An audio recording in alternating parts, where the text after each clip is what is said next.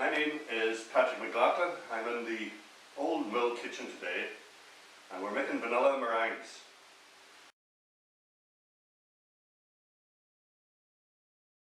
Four free-range eggs, a good pinch of salt, cream of tartar, some vanilla essence or extract, and 220 grams of castor sugar.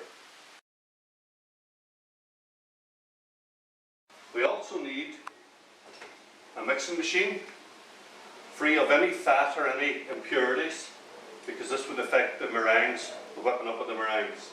You can use a hand whisk, but if you're doing any amount of baking in the kitchen at all, this is ideal. You should have one of these, invest in one of these. We started by separating the eggs, the egg yolk from the egg white. I do this when the eggs is cold because they separate better, and then I let the egg whites come up to room temperature before I whip them up. I recommend that the eggs should only be 2 to 3 days old.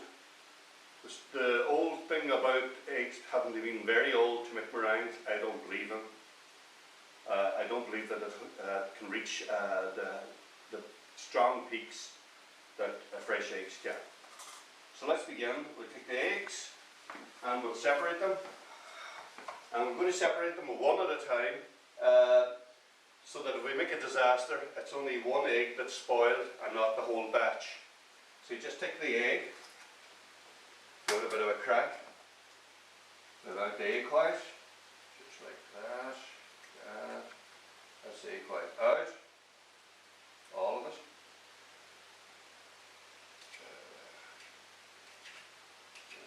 Should not want to go. Check that there's no foreign bodies in it and it's ready to go, and that goes in there. And you do that 4 times with the egg.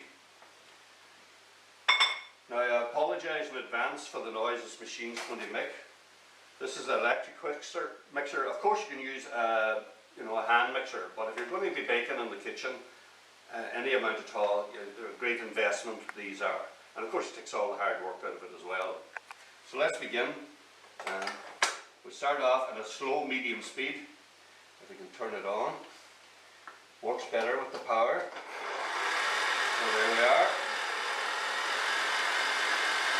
And that's just a few seconds there like that. Then we're going to put in salt. This is a good pinch of salt. The purpose of the salt is to help the egg whites beat up. It also keeps the meringues nice and white when they go into the oven and come out of the oven. The salt doesn't actually affect the taste at all. We're going to bring this up to frothy stage, where we're going to put in the cream of tartar, and that's going to stabilise the egg whites. The cream of tartar is the powdered form of tartaric acid, and it's usually formed in the bottom of barrels during winemaking. But we're using it here to stabilise the egg whites. So,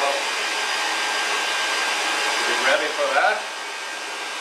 And that's a half teaspoonful. And if you look at that, if you want to come in here and look at that foamy stage, half a teaspoonful. Sorry.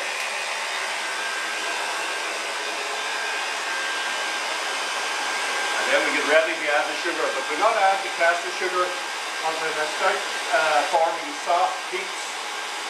And then we would keep adding, obviously, until it forms hard peaks. One thing I'll say is once you get all your sugar in, your castor sugar, it's very, very difficult to overbeat your egg whites. So that's something that will give you sort of some comfort. But the sugar, put it in steady and constant. You rein the sugar in. So let's begin by putting in the sugar and putting it in with a spoon so that I have better control of reining in the sugar rather than just hold this over the thing. So here we go.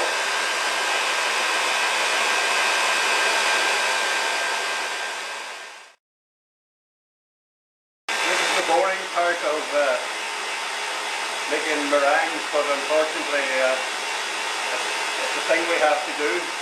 So if you'll bear with me, and we'll try and get our perfect meringue. All we've got to do after this is put in the vanilla extract, not vanilla essence, vanilla extract, and that'll be our final job into this.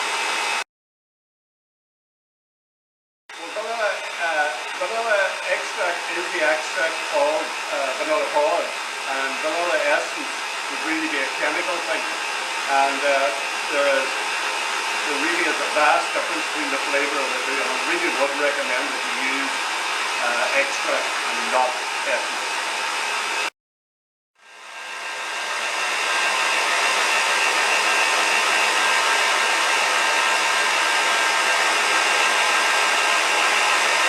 Now, the vanilla extract.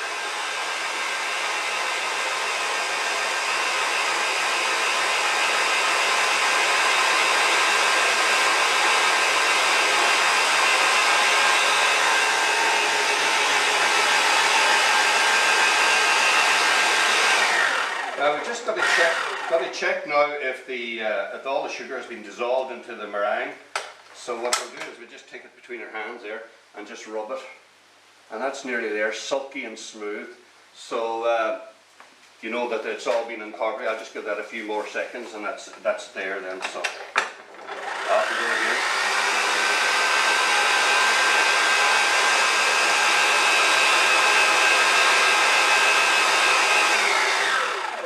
That's it. Here's the peaks. If you look in, you see these peaks. No bother. That's a perfect meringue there. Absolutely lovely. Now we've got to put it onto our sheet.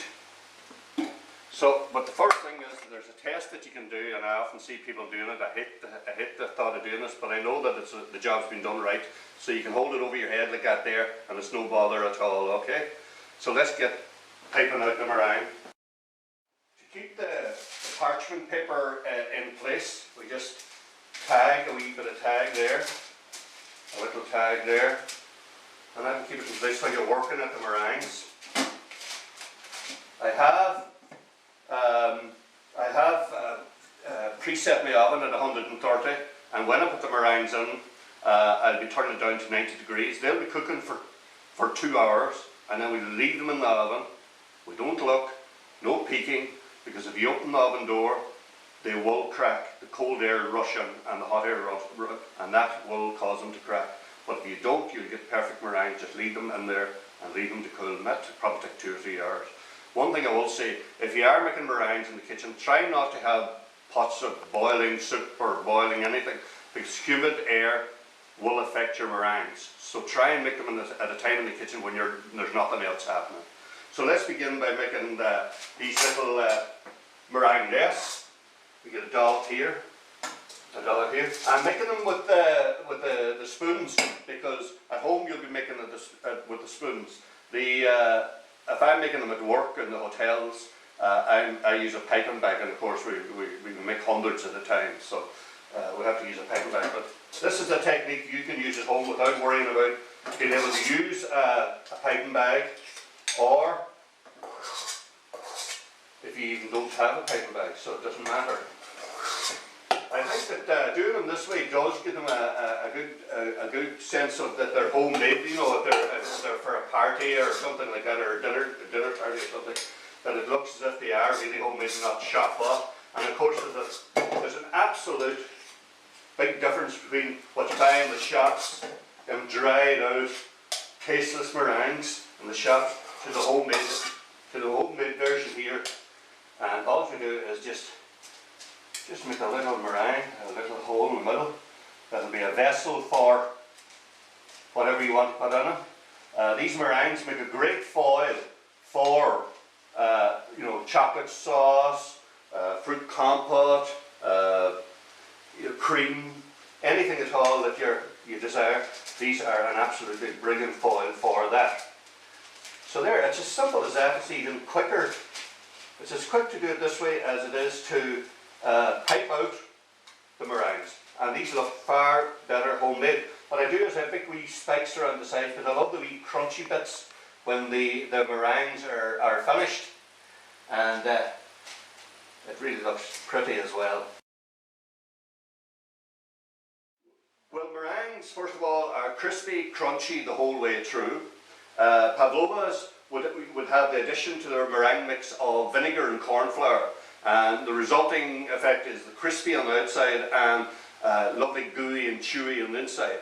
Pavlova would have been thought to be named after a great ballet dancer, Miss Pavlova or something, and in Australia, that's all I know about that. But basically that is the difference, you know. There's different ingredients and different textures.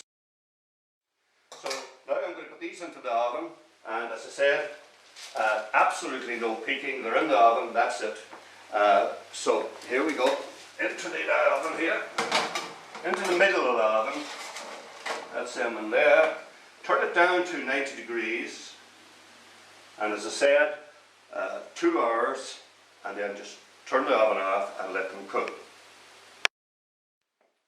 The meringues have been in there now for nearly 5 hours, 2 hours cooking and 3 hours cooling down in the oven. And I'll just bring them out and show you what they look like now after that period of time. Yes.